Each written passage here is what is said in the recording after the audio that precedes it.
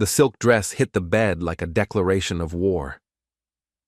I stood in the doorway of our bedroom, watching my wife Sarah arrange her clothes with the kind of care she used to reserve for our anniversary dinners. Red silk, black lace, the emerald green number I'd bought her for Christmas, all spread across our marital bed like evidence of something I wasn't supposed to understand. "You're staring," she said without looking up, folding a pair of heels into tissue paper. The same heels that had been collecting dust in our closet for months. "It's making me uncomfortable." "Sorry," I said, though I wasn't. "Just wondering why you need 3 cocktail dresses for a business conference." Sarah's hands paused for exactly 1 second before continuing their methodical packing. "There are evening events, networking dinners. You know how these things work, Mike." But I didn't know how these things worked.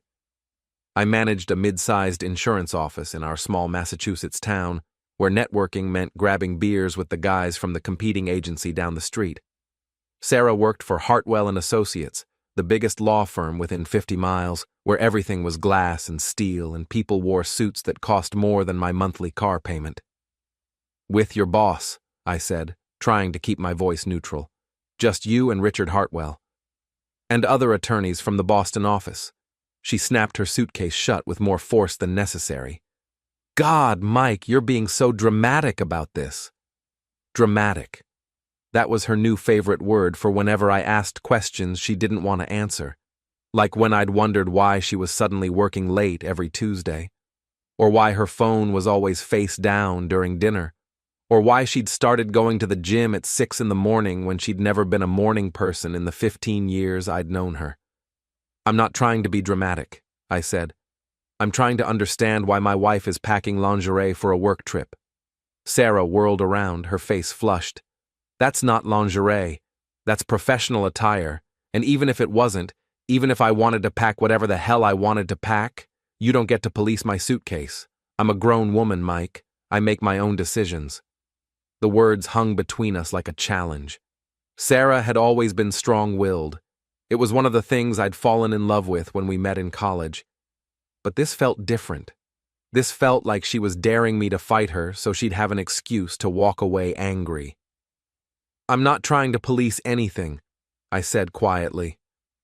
"I'm trying to save our marriage." For a moment, something flickered across her face, something that might have been guilt or regret or just irritation that I wasn't making this easier for her. Then it was gone, replaced by that cool professional mask she wore to court. "Our marriage doesn't need saving, Mike. It needs space. It needs you to trust me and stop acting like I'm some teenager sneaking out to meet boys." She grabbed her suitcase and headed for the door. I followed her downstairs, watching as she collected her laptop bag and car keys with the efficiency of someone who couldn't wait to leave. "When will you be back?" I asked. "Sunday night? Maybe Monday morning if the meetings run late." "That's 4 days for a 2-day conference." Sarah paused at the front door, her hand on the knob. When she turned back to me, her expression was almost pitying. "This is exactly what I'm talking about, Mike. You're counting days like I'm asking for permission. I'm going to do my job, I'm going to represent our firm, and I'm going to come home when the work is done. If you can't handle that, then maybe you need to figure out why you're so insecure." She kissed my cheek, a quick, perfunctory peck that felt more like a dismissal than affection, and walked out the door. I stood in our hallway, listening to her car start and pull out of the driveway, and tried to remember when exactly my wife had started talking to me like I was the problem.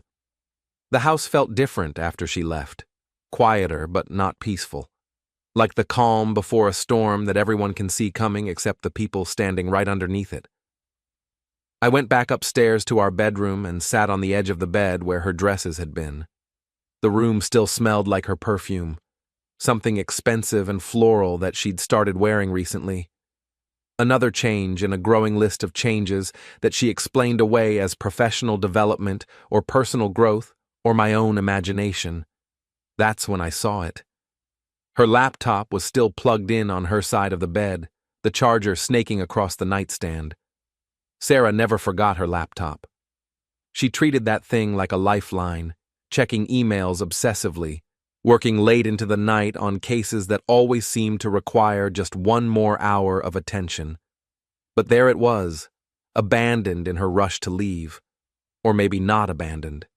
Maybe left behind on purpose, because whatever she was planning to do this weekend didn't require work emails or legal briefs or any of the professional tools that supposedly made this trip necessary. I stared at that laptop for a long time, thinking about trust and marriage and the difference between being paranoid and being realistic. Sarah had been different for months, distant, secretive, defensive whenever I asked simple questions about her day. She'd started dressing better, working out more, staying late at the office with increasing frequency. All things that could be explained by career ambition or personal growth or a dozen other innocent reasons. But innocent people don't usually forget their laptops on business trips. I opened the computer. Sarah had never been paranoid about passwords. We'd shared everything for years, from bank accounts to streaming services. Her laptop opened to her desktop, cluttered with legal documents and case files and a browser with 17 tabs open. The first thing I checked was her email. Work correspondence mostly, though I noticed an unusual number of messages from Richard Hartwell that seemed to be sent outside normal business hours. Late evening emails about reviewing strategy and discussing the Morrison case over dinner. Messages that could be perfectly innocent if you didn't know that the Morrison case had been settled 3 weeks ago, but it was the browser history that made my hands shake. Hotel reviews for a resort in Vermont. Not a business hotel or conference center, but a boutique place with couples spa packages and romantic dinner options. Search results for what to wear to impress your boss and how to tell if a married man is interested. And most damning of all, a deleted email in her trash folder with the subject line, "Can't wait for our weekend away." The email was from Richard Hartwell, sent 2 days ago. "Sarah, I've been thinking about you all week. I know this is complicated, but I can't stop imagining what it will be like to finally have you all to myself. The conference is just our cover story. I want to spend every minute with you, pack something beautiful. I want to see you the way your husband never does. RR." I read it 3 times, each word hitting like a physical blow. Then I scrolled through her sent folder and found her response. "Richard, I feel the same way. I've been pretending this is about work, but we both know what this really is. I'm ready to stop pretending. Mike suspects something, but he won't do anything about it. He never does. See you Friday. S." I closed the laptop and sat in the silence of our bedroom, surrounded by the evidence of a marriage that had been dying while I was too stupid or too trusting to notice. Sarah wasn't going to a conference. She was going to spend the weekend with her boss, probably in some romantic resort room, doing things that were supposed to be reserved for the man she'd promised to love and honor 15 years ago. The smart thing would have been to call a lawyer. The reasonable thing would have been to confront her when she got back, armed with evidence and a clear plan for divorce proceedings. The mature thing would have been to take the high road and handle this like a civilized adult. But I wasn't feeling particularly smart or reasonable or mature. I was feeling like a man who'd just discovered that his wife thought he was too weak to fight for his own marriage. A man who'd been dismissed and patronized and treated like an inconvenience in his own life. A man who was apparently so predictable that his wife could cheat on him openly because she was confident he'd never do anything about it. She was wrong about that. I picked up my phone and scrolled through my contacts until I found the number I was looking for. Margaret Hartwell, Richard's wife of 22 years. The woman who'd hosted our office Christmas parties and sent thank you cards for wedding gifts and had no idea that her husband was currently driving to Vermont with someone else's wife. My finger hovered over her number for a long moment. Once I made this call, there would be no going back. No pretending I hadn't seen what I'd seen. No hoping this was all a misunderstanding that could be worked out with counseling and communication and time. But Sarah had made her choice when she packed those dresses, when she kissed my cheek like I was a child being dismissed, when she wrote that email about how I'd never do anything to stop her. I dialed Margaret's number. Margaret Hartwell answered on the second ring, her voice warm and familiar. "Mike? How lovely to hear from you. Is everything all right?" I'd practiced this conversation in my head during the 10 minutes it took to work up the courage to call, but now that I had her on the phone, the words felt clumsy and inadequate. "Margaret, I need to tell you something, and I'm not sure how to say it without it sounding terrible." The warmth in her voice cooled slightly. "What's wrong?" "It's about Richard and Sarah. They're not at a conference this weekend. They're together, having an affair." The silence stretched so long I thought she might have hung up. When she finally spoke, her voice was perfectly controlled, which somehow made it more frightening than if she'd screamed. "How do you know?" I told her about the laptop, the emails, the hotel searches. I read her the messages word for word, feeling sick as I spoke them aloud. Margaret listened without interrupting, asking only occasional questions for clarification. "The Riverside Resort in Stowe," she said when I finished. "That's where we spent our anniversary last year. He said he wanted to try somewhere new this time around." "I'm sorry, Margaret.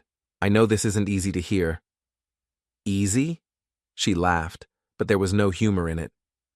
"Mike, my husband has been working late 3 nights a week for months. He's been talking about your wife constantly, how brilliant she is, how dedicated, how much potential she has. I thought he was mentoring her.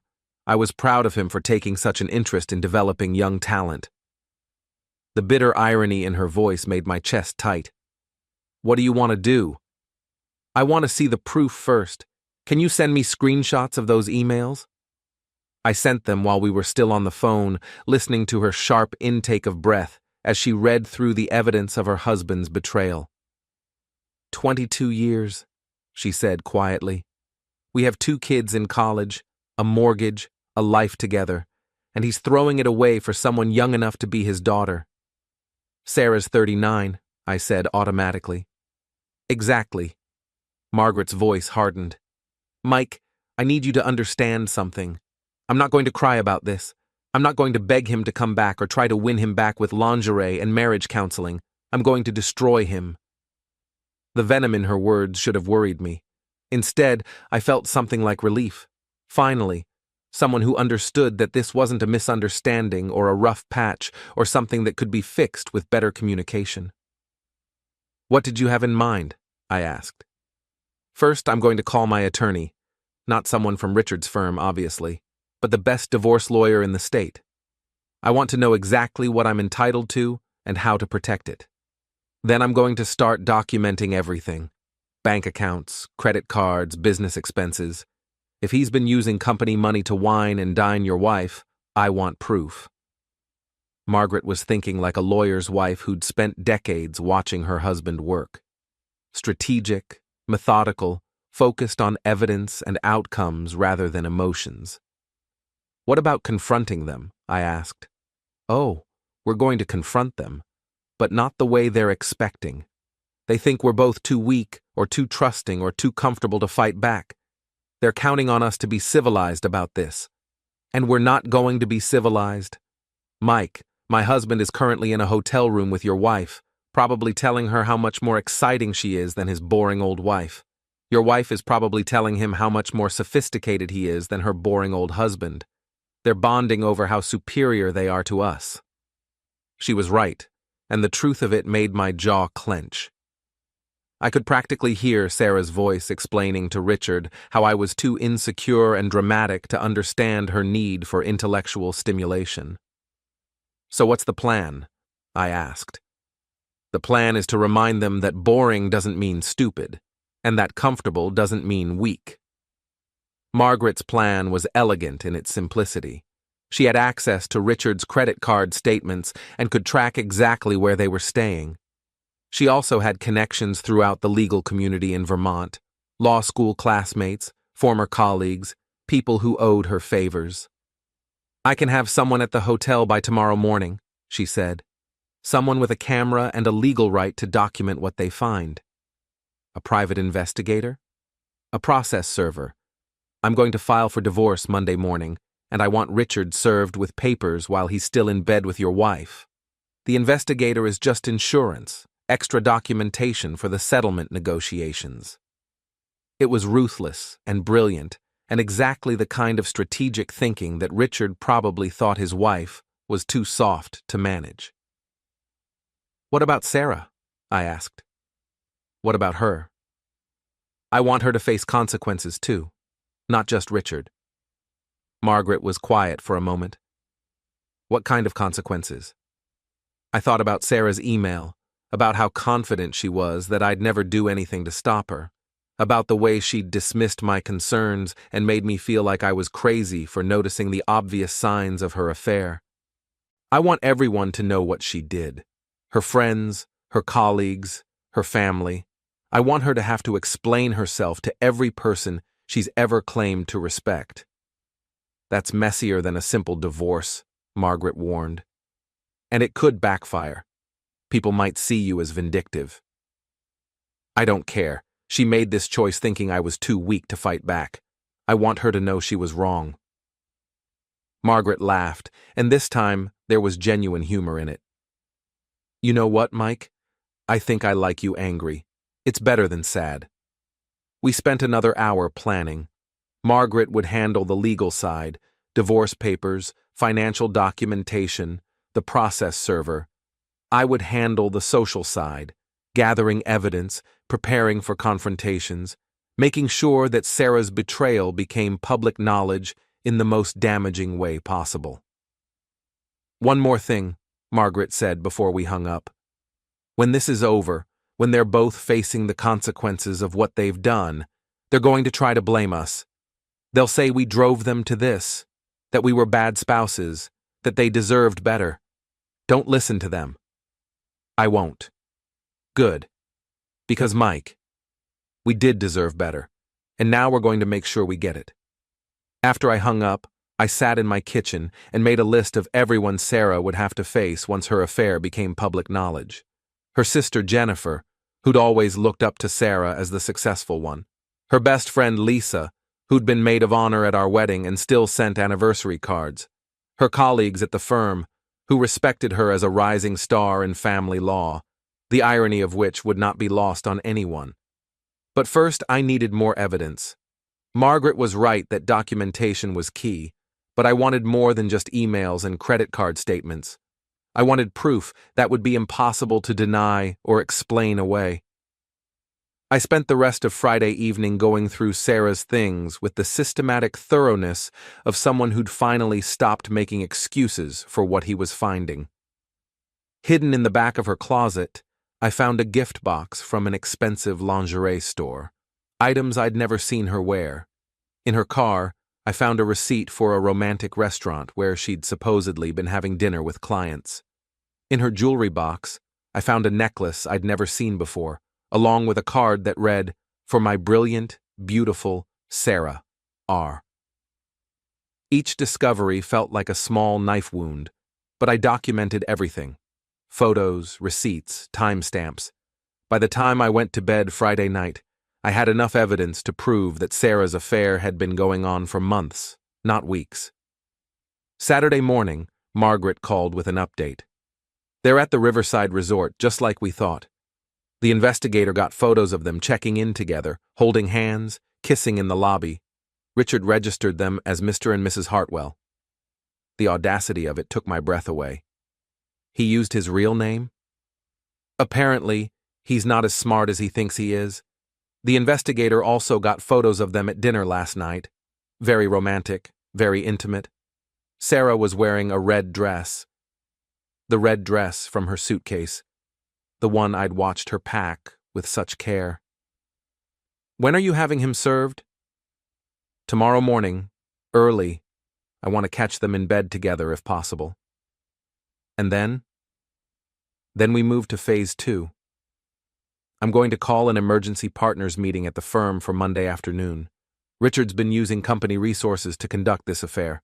Company credit cards for dinners, company time for personal meetings, company trips that weren't actually business-related. That's grounds for termination, possibly criminal charges." Margaret had been busy. In less than 24 hours, she'd built a case that would destroy Richard professionally as well as personally. "What do you need from me?" I asked. I need you to be ready for Sarah to come home angry and desperate. She's going to try to blame you, to make this your fault somehow. Don't let her. I won't. And Mike? When she asks how I found out, tell her the truth. Tell her that you called me because you thought I deserved to know. Don't let her think this was some elaborate scheme. Let her know that her own husband, the man she thought was too weak to fight back, was the one who brought her whole world down. Sarah came home Sunday night like a hurricane making landfall. I was sitting in our living room, reading a book and waiting, when I heard her car in the driveway. She'd called 3 times during the drive home, each message more frantic than the last. The first was confusion. Mike, call me back. Something's happened with Richard. The second was anger. I don't know what you think you're doing, but you need to fix this right now. The third was desperation. Please, Mike. We need to talk. I hadn't called her back. She burst through the front door with her suitcase in one hand and her phone in the other, her face flushed with rage and something that might have been fear. What did you do? She demanded. I looked up from my book, a biography of Teddy Roosevelt that I'd been trying to finish for months, and marked my place carefully before setting it aside. I called Margaret Hartwell, I said calmly. I told her where you and her husband were spending the weekend. Sarah's face went through several expressions in rapid succession: shock, denial, calculation, and finally, fury. You had no right to do that. I had every right. You're my wife. He's her husband. We both deserve to know what you were doing. What we were doing? Sarah laughed, but it sounded hysterical. Mike, you have no idea what you've done. Richard's career is over. The partners are calling for an emergency meeting. There's going to be an investigation. Good. The simple words stopped her mid-sentence. She stared at me like I was a stranger. Good? She repeated. Mike, this affects me too. I work at that firm. My reputation. Your reputation as what? The associate who sleeps with married partners? Sarah flinched like I'd slapped her. It wasn't like that. What was it like? She opened her mouth, then closed it again. I could see her trying to find words that would make this my fault somehow, that would transform her into the victim of my jealousy and insecurity. It was complicated, she said finally. No, it wasn't. You decided to have an affair with your boss. You lied to me about where you were going and what you were doing. You packed lingerie for a business trip and kissed my cheek like I was too stupid to figure it out. I never meant for it to happen. Yes, you did. I stood up, and Sarah took a step back. You meant for all of it to happen. The late nights, the secret dinners, the weekend getaway. You planned it, you executed it, and you thought I was too weak to do anything about it. Mike, please, I know you're angry, but we can work this out. We can go to counseling. We can what? Pretend this never happened? Pretend you didn't tell Richard that I'd never do anything to stop you? Sarah's face went white. You read my emails. I read your emails. I saw the hotel searches. I found the lingerie you bought, the jewelry he gave you, the receipts from all those client dinners that weren't actually client dinners. She sank onto the couch, her suitcase falling forgotten beside her. How long have you known? I figured it out Friday night after you left, but I should have known months ago. You've been different, distant. You've been treating me like an inconvenience in your own life. I didn't mean, yes, you did. You meant all of it. And the worst part is that you thought I'd just accept it. You thought I'd be the understanding husband who'd look the other way while you had your little adventure. Sarah was crying now, but they weren't tears of remorse. They were tears of frustration, of a plan that had gone spectacularly wrong. What happens now? She asked. I walked to the kitchen table and picked up a manila folder I'd prepared earlier. Now you read these. Sarah opened the folder with shaking hands. Inside were divorce papers, prepared by the best attorney I could find on short notice. Also included were copies of all the evidence I'd gathered: emails, photos, receipts, bank statements showing the money she'd spent on clothes and dinners and hotel rooms. You filed for divorce? This morning, I also called your sister. Sarah's head snapped up. You called Jennifer? I called Jennifer, and Lisa, and your mother. I told them all the truth about where you spent the weekend and why your marriage was ending. You had no right. I had every right. These people care about me too, Sarah. They deserved to know why their sister-in-law and daughter-in-law was suddenly getting divorced. Sarah was staring at the papers like they were written in a foreign language. What did they say? They were disappointed. Jennifer said she always thought you were better than this. Lisa said she couldn't believe you'd throw away 15 years of marriage for a fling. Your mother, well, your mother had some choice words about women who betray their families. Each revelation hit Sarah like a physical blow. She'd always cared deeply about what other people thought of her, especially her family. The idea that they all knew about her affair, that they were all judging her for it, was clearly devastating. Mike, please. I know I made mistakes, but we can fix this. I'll quit the firm. I'll cut off all contact with Richard. I'll do whatever you want. What I want, I said quietly, is for you to understand that actions have consequences. You made a choice, Sarah.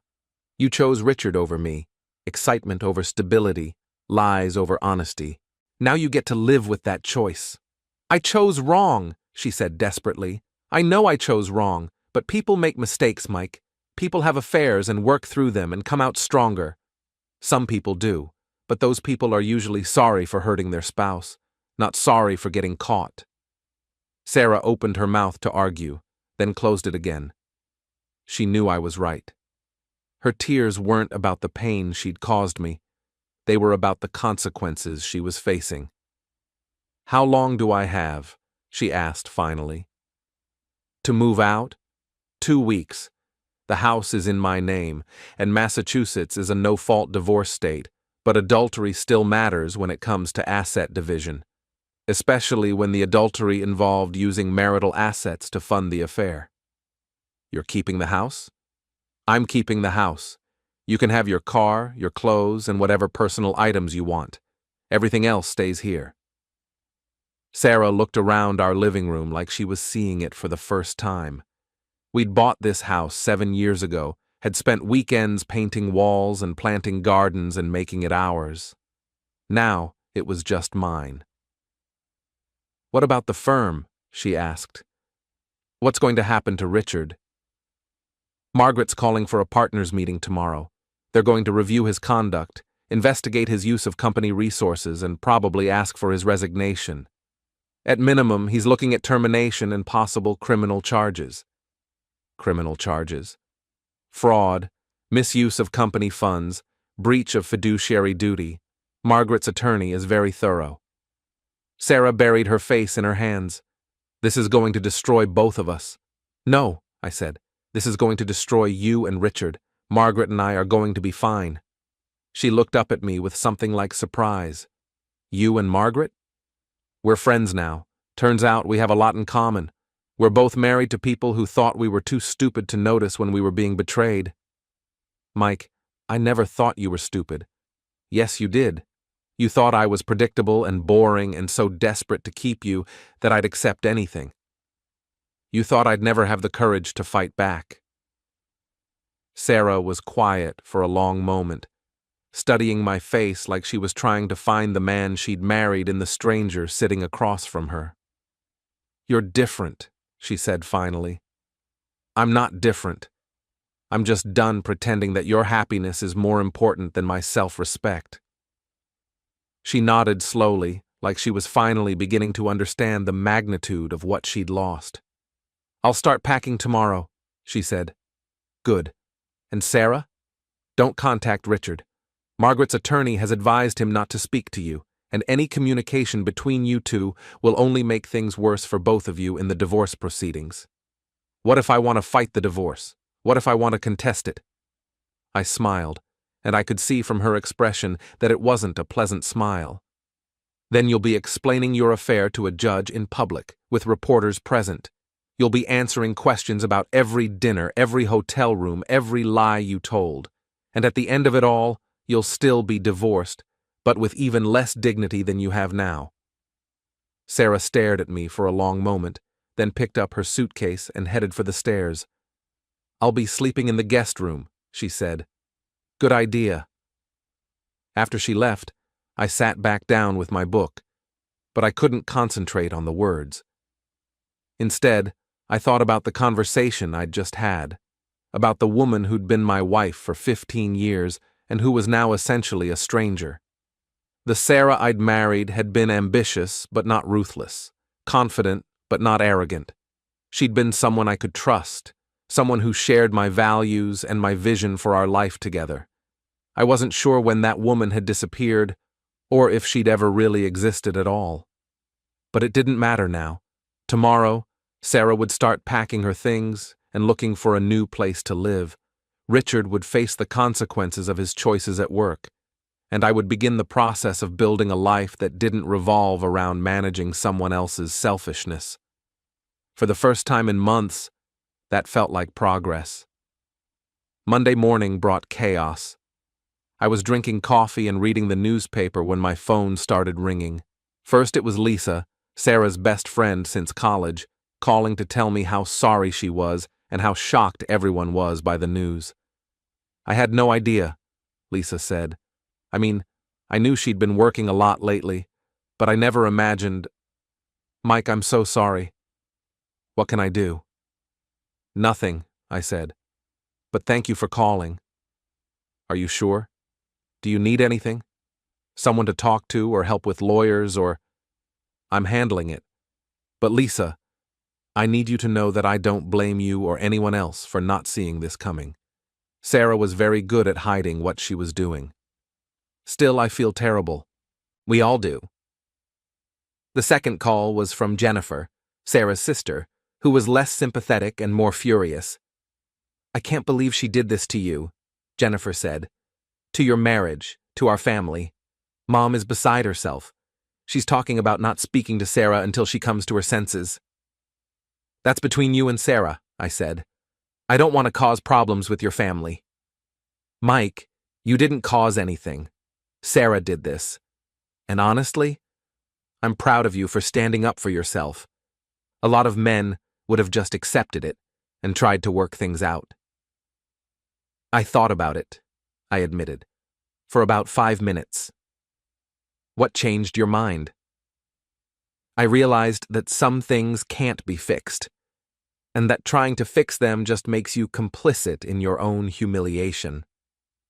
The third call was from Margaret, and she sounded grimly satisfied. "The partners' meeting is in an hour," she said. "Richard spent all day yesterday trying to do damage control, but it's not working. 3 of the senior partners have already called for his resignation." "What about the investigation?" "They're bringing in an outside firm to review his conduct. But Mike, we already have enough evidence to destroy him. The credit card statements alone show dozens of personal charges disguised as business expenses." "And Sarah?" "She's probably going to be fired too. The firm can't afford to keep her on after this scandal, especially since she was directly involved in a partner's misconduct." I felt a moment of something that might have been sympathy for Sarah, followed immediately by the memory of her packing those dresses and dismissing my concerns. "How are you holding up?" I asked Margaret. "Better than I expected. It turns out that righteous anger is much more energizing than self-pity." After I hung up, I went upstairs to check on Sarah's packing progress. She was sitting on the bed in the guest room, surrounded by—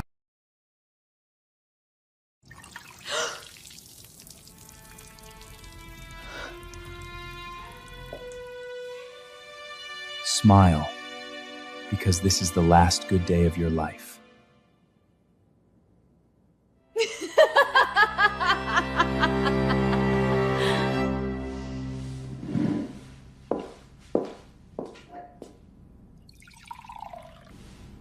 Cute. Remember that night? Your office party? Daniel, take Sarah home. Something urgent came up.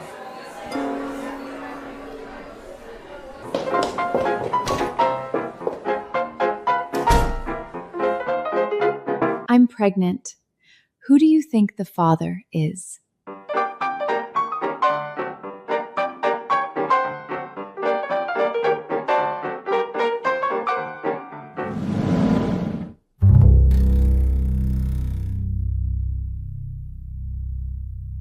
My boxes and suitcases, looking like she'd aged 10 years overnight.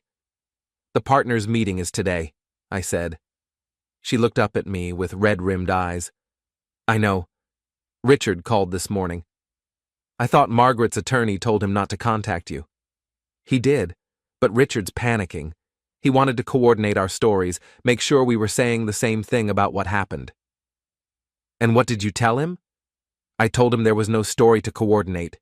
We had an affair, we got caught, and now we're both facing the consequences." It was the first completely honest thing Sarah had said since she'd gotten home, and I found myself almost respecting her for it. "What are you going to do?" I asked. "I'm going to resign before they can fire me. I've already drafted the letter." "Where will you go?" Sarah shrugged. "I don't know. Maybe back to Boston, try to find a position with another firm.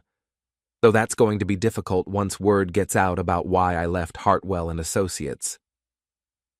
The legal community in New England was small and gossipy. Sarah's affair with a married partner would follow her wherever she went, making it nearly impossible to find another position at a prestigious firm. "You could start your own practice," I suggested. "With what money? You're keeping the house, most of our savings, everything we built together. I'll be lucky if I can afford a studio apartment, let alone office space." There was no self-pity in her voice, just a practical assessment of her situation. It was strangely refreshing after months of listening to her make excuses for everything. "You made your choices, Sarah?" "I know, and I have to live with them." She gestured at the boxes around her. "I should be done packing by Thursday. I found a furnished apartment across town. It's not much, but it's what I can afford right now." "What about Richard? Are you going to keep seeing him?" Sarah laughed bitterly. "Richard doesn't want to see me anymore. Apparently I'm too much of a liability now. He's trying to save his marriage and his career, and that means cutting all ties with me." "How does that feel?" "Like exactly what I deserve." Sarah met my eyes for the first time since she'd gotten home. "Mike, I know you probably don't want to hear this, but I need to say it anyway. I'm sorry. Not sorry I got caught, not sorry about the consequences, but genuinely sorry for what I did to you. To us." "Thank you," I said, "but it doesn't change anything." "I know. I just needed you to know that I understand what I lost. Not the house, or the money, or the life we had, but you. I lost the best man I've ever known because I was too selfish and stupid to appreciate what I had." It was a good apology, honest, specific, without excuses or attempts to minimize her actions. It was also about 6 months too late. "I hope you figure things out," I said, and I meant it. "I hope so too." That afternoon, Margaret called with an update from the partners' meeting. "Richard's been terminated, effective immediately," she said. "They're also pursuing criminal charges for fraud and embezzlement. His legal career is over." "And Sarah?" "They accepted her resignation, but they're also reporting her conduct to the state bar. She'll probably face disciplinary action, possibly suspension of her license. It was comprehensive destruction, professional, financial, and personal. Richard and Sarah had gambled everything on a weekend affair and lost spectacularly." "How do you feel?" I asked Margaret. "Satisfied. How about you?" "The same." "Good. Because, Mike, I want you to know something. What we did, exposing them, holding them accountable, refusing to be victims, that took courage. A lot of people would have just accepted the betrayal and tried to move on quietly. I couldn't do that. I know. And I'm glad you couldn't, because it gave me the courage to fight back too." That evening, I sat in my living room now, not ours, and thought about the past 4 days. Less than a week ago, I'd been a man whose wife was cheating on him and who was too afraid or too naive to acknowledge it. Now, I was a man who'd fought back and won, who'd refused to be a victim of someone else's selfishness. It felt good, better than good. It felt like justice. Sarah finished packing on Thursday, just as she'd promised. I helped her load the last of her boxes into a rented truck, and we stood in our driveway for what would probably be the last time as husband and wife. "Take care of yourself, Mike," she said. "You too." She got into the truck and drove away without looking back. I watched until she turned the corner, then went back inside to a house that felt bigger and quieter and somehow more peaceful than it had in months. That night, Margaret called to invite me to dinner. "Nothing romantic," she said quickly. "Just two people who've been through hell together and came out the other side." "I'd like that," I said. "Good. Because, Mike, I think we're going to be just fine. Both of us." She was right. We were going to be fine. Better than fine, actually. We were going to be free. 3 months later, I was living a life I didn't recognize. The house felt like mine again. I'd repainted the bedroom, rearranged the furniture, and turned Sarah's former office into a reading room. I'd started cooking again, something I'd enjoyed before marriage but had gradually abandoned as Sarah took over more of our domestic decisions. I'd rejoined the gym, reconnected with old friends, and discovered that I actually enjoyed my own company. Margaret and I had become genuine friends. We met for dinner every few weeks, comparing notes on our respective divorces and laughing about the absurdity of our former spouses' choices. She was handling her newfound freedom with the same systematic efficiency she'd applied to destroying Richard's career. "I'm thinking about traveling," she told me over dinner at a new restaurant downtown. Richard and I always talked about visiting Italy, but he was always too busy with work. Turns out I don't need him to see Rome. "That sounds amazing." "You should come with me, not romantically," she added quickly. "Just as friends. Two people who've earned the right to enjoy themselves without worrying about someone else's agenda." I was considering it when my phone buzzed with a text message. The number was unfamiliar, but the message made my blood run cold. "Mike, this is Sarah. I need to talk to you. It's important. Please call me." I showed the message to Margaret, who raised an eyebrow. "What do you think she wants?" Margaret asked. "Nothing good." But curiosity won out over caution, and I called Sarah back from the restaurant parking lot. "Mike, thank God," she said when she answered. Her voice sounded strained, desperate. "I need to see you, tonight if possible. Sarah, we're divorced. We have nothing to talk about. Please, just give me an hour. There's something you need to know about Richard, about what really happened between us." "I know what happened. You had an affair. There's more to it than that. Mike, I think Richard planned the whole thing. I think he targeted me specifically because I was married to you." The accusation was so unexpected that I almost laughed. That doesn't make any sense. It does if you know what I know now. Please, just meet me for coffee. 1 hour, and then I'll never contact you again. Against my better judgment, I agreed to meet her at a diner across town. Margaret offered to come with me, but I declined. Whatever Sarah wanted to tell me, I needed to hear it alone. Sarah was already sitting in a corner booth when I arrived, looking thinner and older than she had just 3 months ago. Her hair was shorter, her clothes less expensive, her whole demeanor more subdued. "Thank you for coming," she said as I sat down across from her. "You have 1 hour. Start talking." Sarah took a deep breath. "After I moved out, after I lost my job, I started thinking about how everything happened, the timeline, the way Richard pursued me, the things he said about you." "What things?" "He knew things about you, Mike. Personal things. Your work schedule, your habits, your insecurities. Things I never told him, but somehow he knew anyway. So I started investigating. I hired a private investigator, not a good one, just someone cheap who could do basic research. And Mike, what we found, it's going to shock you." Sarah pulled out a manila folder and slid it across the table. Inside were photographs, documents, and what looked like surveillance reports. "Richard's been watching you for over a year," she said. "Your house, your work, your daily routine. He's been planning this. I flipped through the documents, trying to make sense of what I was seeing. Photos of me leaving for work, coming home, going to the gym, credit card records showing payments to a private investigation firm, email communications between Richard and someone named Jay Morrison. "Who's Jay Morrison?" I asked. "That's the investigator Richard hired. But Mike, look at the dates on these payments. They start 14 months ago, 2 months before Richard and I ever had our first conversation outside of work." The implications were staggering.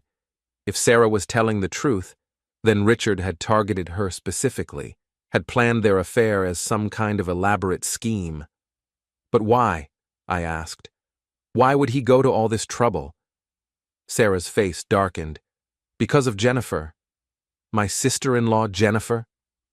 Your sister-in-law Jennifer, who used to be Richard's girlfriend. 20 years ago, before he married Margaret, before I married you. They dated for 2 years, and according to what I found out, he was planning to propose to her. The pieces started falling into place with sickening clarity. What happened? Jennifer broke up with him. She said he was too controlling, too possessive. She said she couldn't imagine spending her life with someone who needed to manage every aspect of her existence. And then she introduced us. Richard never got over it, Mike. He spent 20 years watching Jennifer build a life with someone else, watching her sister build a life with someone else, watching everyone move on while he stayed stuck in the past. I thought about Richard's behavior over the years, the way he'd always been slightly too friendly at social gatherings, the way he'd asked too many questions about my work and my marriage, the way he'd seemed to take particular pleasure in hiring Sarah and promoting her rapidly through the firm. So he decided to destroy my marriage as revenge for Jennifer rejecting him 20 years ago. That's what it looks like. Mike, I was just a weapon, a way to hurt you, and through you, to hurt Jennifer. He never cared about me at all. The revelation should have made me angrier, but instead I felt something like relief. Sarah's affair hadn't been about my inadequacies as a husband or her dissatisfaction with our marriage.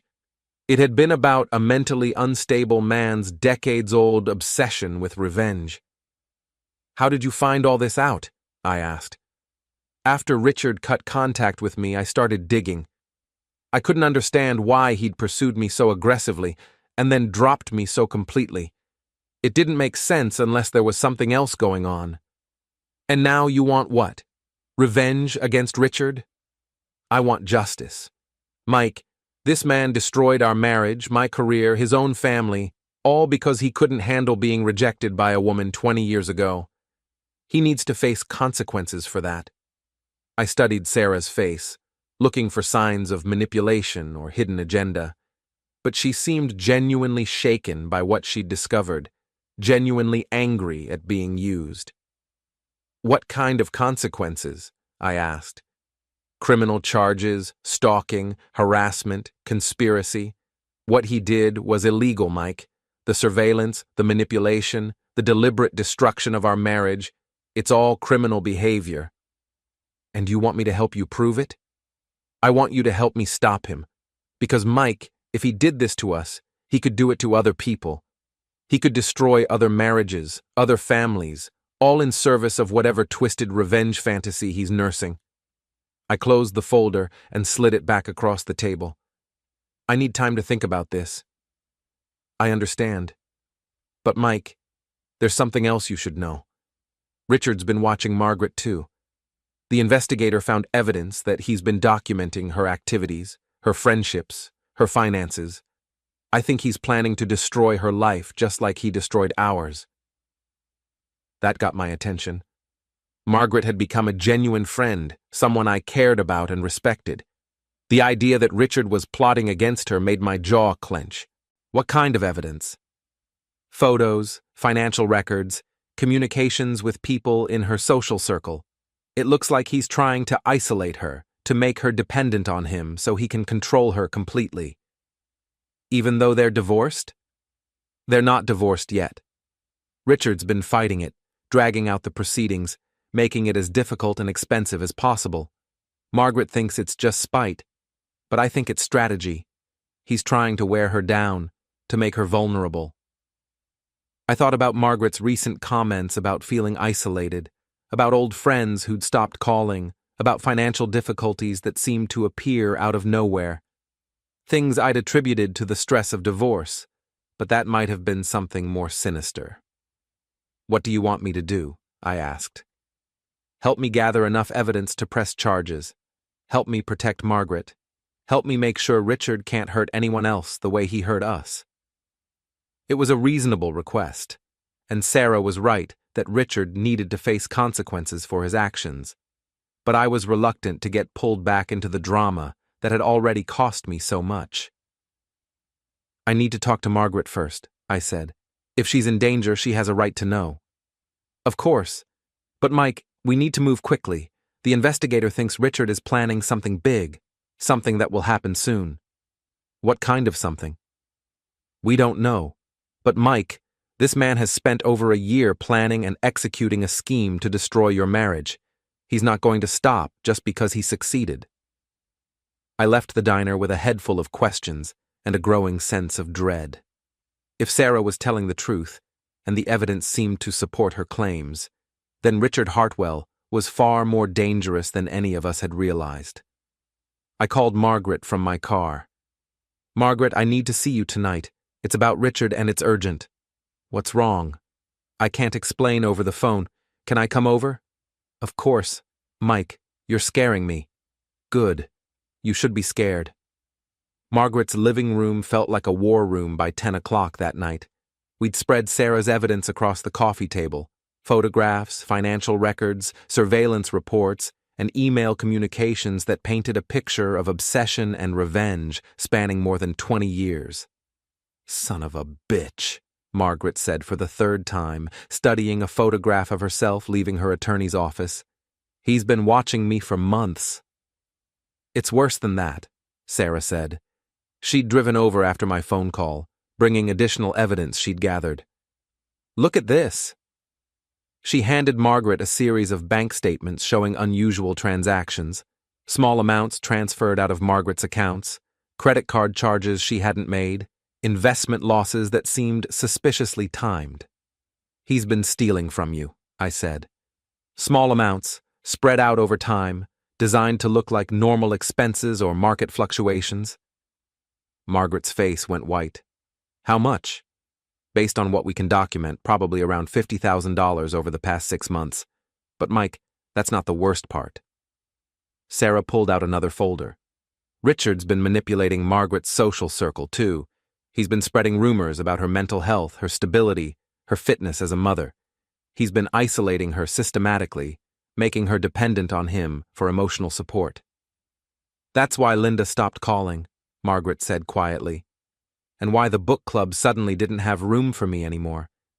I thought it was just normal divorce drama, people taking sides." "It wasn't natural," Sarah said. "It was orchestrated. Richard's been playing a long game, Mike. The affair with me was just the beginning." I studied the timeline Sarah had constructed. Richard's surveillance of my family had started 14 months ago. His pursuit of Sarah had begun 12 months ago. The financial manipulation of Margaret had started 8 months ago. It was a carefully planned campaign of destruction. "What's the endgame?" I asked. "What does he want?" "Control," Margaret said. "He wants me broken down, isolated, financially dependent, and emotionally destroyed. He wants me to come crawling back to him, grateful for whatever scraps of affection he's willing to provide. And if you don't, then he destroys me completely. My reputation, my finances, my relationships with my children, everything." The scope of Richard's plan was breathtaking in its cruelty and sophistication. He'd destroyed my marriage, ruined Sarah's career, and was systematically dismantling Margaret's life, all in service of some twisted revenge fantasy rooted in a 20-year-old romantic rejection. "We need to go to the police," I said. "With what?" Sarah asked. "Most of what he's done is technically legal. Surveillance in public places, spreading rumors, even the financial manipulation. It's all civil matters, not criminal ones. Then we need to beat him at his own game. Margaret looked up from the photographs. What do you mean? I mean, we stop playing defense and start playing offense. Richard thinks he's the smartest person in the room, that he can manipulate all of us without consequences. Let's prove him wrong. How? I thought about everything I'd learned about Richard over the years, his arrogance, his need for control, his tendency to underestimate people he considered beneath him, all weaknesses that could be exploited. We give him what he wants, I said. We make him think his plan is working, that Margaret is ready to reconcile, that he's won, and when he gets confident and careless, we destroy him. That's dangerous, Sarah said. If he realizes what we're doing, then we make sure he doesn't realize it until it's too late. Margaret was studying my face with something like admiration. You want to con the con man. I want to give Richard Hartwell exactly what he deserves. Complete and total destruction, delivered by the people he thought were too weak to fight back. We spent the next 2 hours planning. Margaret would reach out to Richard, claiming that the stress of the divorce and her financial difficulties were making her reconsider their separation. She'd suggest counseling, reconciliation, a chance to rebuild their marriage. Sarah would play the role of the remorseful other woman, feeding Richard information about Margaret's supposed emotional state and vulnerability. She'd make him believe that his plan was working perfectly. I would work behind the scenes, gathering additional evidence and preparing for the moment when Richard revealed the full extent of his crimes. What if he doesn't take the bait? Sarah asked. He'll take it, Margaret said grimly. Richard's ego won't let him resist the chance to gloat over his victory. And what if something goes wrong? What if he realizes we're onto him? Then we improvise, I said. But Sarah, we can't let fear stop us from doing what's right. This man has destroyed lives, and he'll keep destroying them until someone stops him. Margaret nodded. Mike's right. And honestly, I'm tired of being a victim. I want to be the one who brings Richard down. We agreed to start the operation the next morning. Margaret would call Richard and suggest a meeting to discuss their future. Sarah would reach out to him separately, claiming to have information about Margaret's state of mind. I would begin documenting everything, creating a record that could be used in court if necessary. One more thing, I said as we prepared to leave. Whatever happens, we stick together. Richard's going to try to turn us against each other, to make us doubt ourselves and each other. We can't let him. Agreed, Margaret said. Agreed, Sarah echoed. As I drove home that night, I thought about the strange journey that had brought us to this point. 6 months ago, I'd been a man whose wife was cheating on him. Now I was part of a team planning to take down a dangerous sociopath who'd been manipulating all our lives for over a year. It felt like justice. It felt like the right thing to do. And it felt like something Richard Hartwell would never see coming. The next morning, Margaret made the call. Richard, it's me. I've been thinking about what you said, about giving our marriage another chance. Maybe we should talk. I was sitting in Margaret's kitchen, listening on speakerphone as Richard's voice took on a tone of barely concealed triumph. Margaret, I'm so glad you called. I've been hoping you'd come to your senses. I've been struggling, Richard. The divorce, the finances, the isolation, it's all been harder than I expected. Of course it has. You were never meant to be alone, Margaret. You need someone to take care of you, to guide you. The condescension in his voice was staggering, but Margaret played her part perfectly. I know. I see that now. Do you think we could meet? Maybe discuss what it would take to rebuild our marriage? I think that's a wonderful idea. How about dinner tonight, somewhere quiet where we can talk? They arranged to meet at an upscale restaurant across town. After Margaret hung up, she looked at me with disgust. Did you hear how pleased he sounded? Like he'd won some kind of prize. He thinks he has. That's going to be his downfall. An hour later, Sarah called Richard with her own carefully crafted message. Richard, I know you don't want to hear from me, but I thought you should know. Margaret's been calling me. She's in bad shape, really struggling with the divorce. What did she say? She's lonely, financially stressed, questioning whether she made the right decision. I think she's ready to come back to you. Interesting. Did she say anything specific? She said she missed having someone strong in her life, someone who could make decisions for her. Richard, I think if you played this right, you could have everything you wanted. The greed in Richard's voice was unmistakable. Thank you for telling me, Sarah. I know this must be difficult for you. I just want to make amends for the damage I caused. If helping you save your marriage does that, then I'm glad to help. After Sarah hung up, the three of us sat in Margaret's kitchen and marveled at how easily Richard had swallowed our story. He's so arrogant, Margaret said.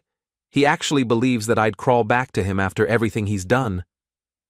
That arrogance is going to destroy him, I said. Tonight, when he meets with you, he's going to reveal more than he intends to. People always do when they think they've won. What if he doesn't? What if he's more careful than we think? Then we move to phase 2. But Margaret, I don't think that's going to be necessary. Richard's been planning this for over a year. He's not going to be able to resist the chance to gloat. That evening, I sat in my car across the street from the restaurant where Margaret and Richard were meeting, wearing earbuds connected to the recording device Margaret had hidden in her purse. Sarah was parked a block away, ready to provide backup if needed. The conversation started exactly as we'd expected. Richard was solicitous, understanding, eager to help Margaret work through her confusion about their marriage.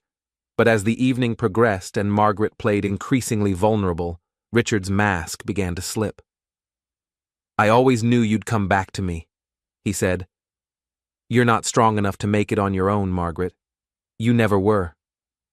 I see that now. But Richard, how can I be sure this won't happen again? How can I trust that you won't find another Sarah? Richard laughed, and the sound was chilling. Margaret, you don't understand. Sarah was never about attraction or love or any of that nonsense. She was about teaching you a lesson. What kind of lesson? That actions have consequences. That when you reject someone who loves you, when you take their devotion for granted, there are prices to pay. Margaret's voice was carefully controlled. I don't understand. Your sister Jennifer rejected me 20 years ago. She threw away something beautiful because she was too selfish and immature to appreciate what she had. And then she watched you marry me, watched you build the life that should have been hers.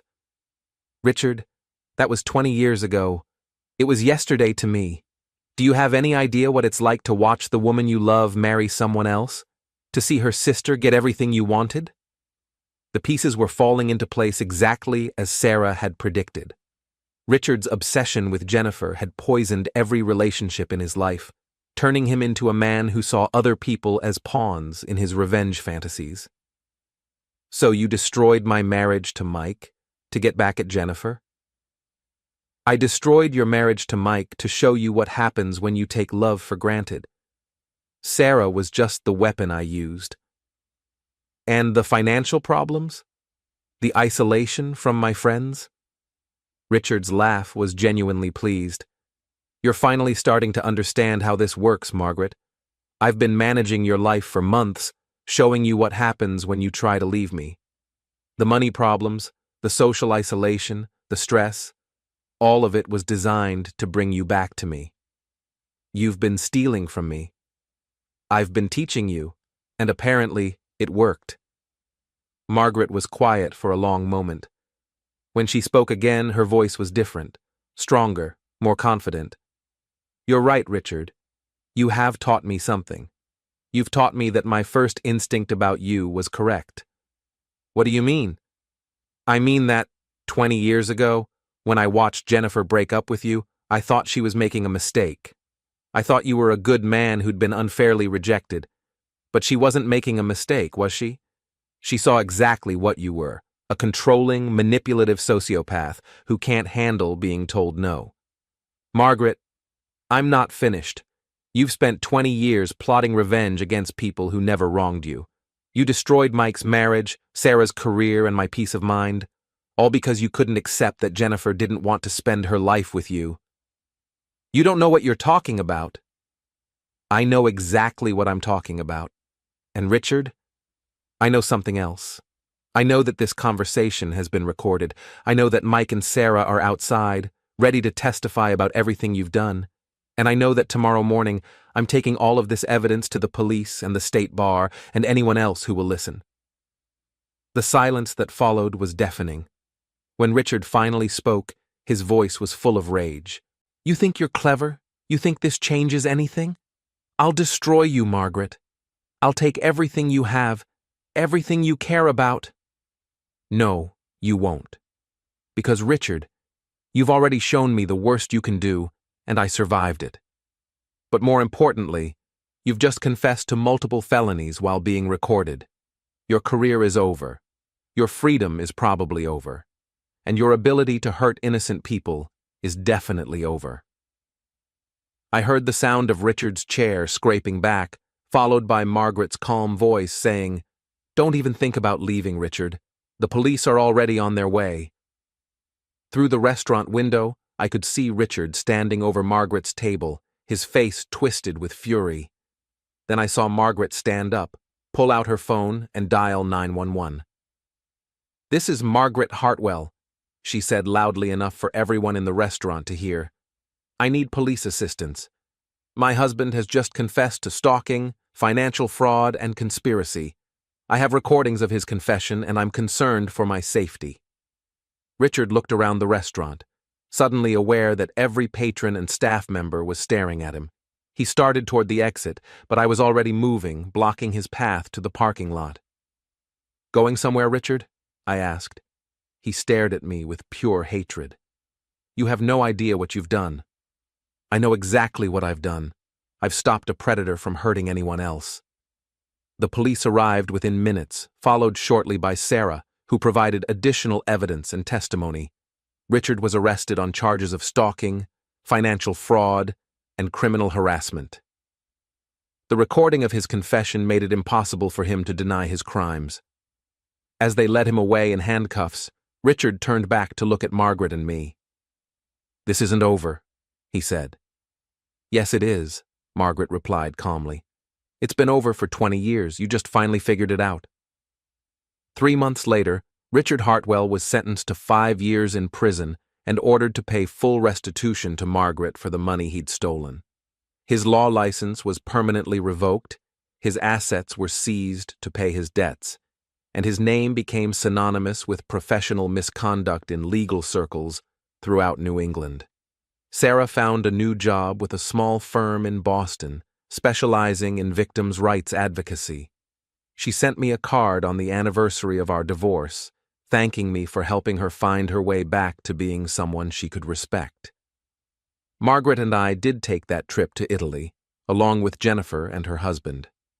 It was Margaret's idea to invite Jennifer, a way of finally putting Richard's obsession to rest by showing that the object of his twisted affection felt nothing but pity for him. "He wasted 20 years of his life on a fantasy," Jennifer said as we sat in a cafe in Rome. 20 years he could have spent building something real with someone who actually cared about him. "Some people prefer their fantasies to reality," Margaret replied. "They're easier to control. As for me, I learned that sometimes the best revenge isn't revenge at all. It's simply refusing to be a victim." Richard Hartwell had tried to destroy my life as part of his elaborate revenge scheme, but in the end, all he'd done was free me from a marriage that had been slowly suffocating both Sarah and me. I was sitting in my backyard on a warm Sunday afternoon, reading a book and enjoying the peace of a life that belonged entirely to me, when my phone buzzed with a text message. It was from Margaret. "Richard's parole hearing is next month. Want to write victim impact statements together?" I thought about it for a moment, then typed back, "No thanks. I'm too busy living my life to waste time thinking about his." She responded immediately. "Perfect answer. Want to have dinner this week and plan our next adventure?" "Absolutely." I put my phone away and went back to my book. Somewhere, Richard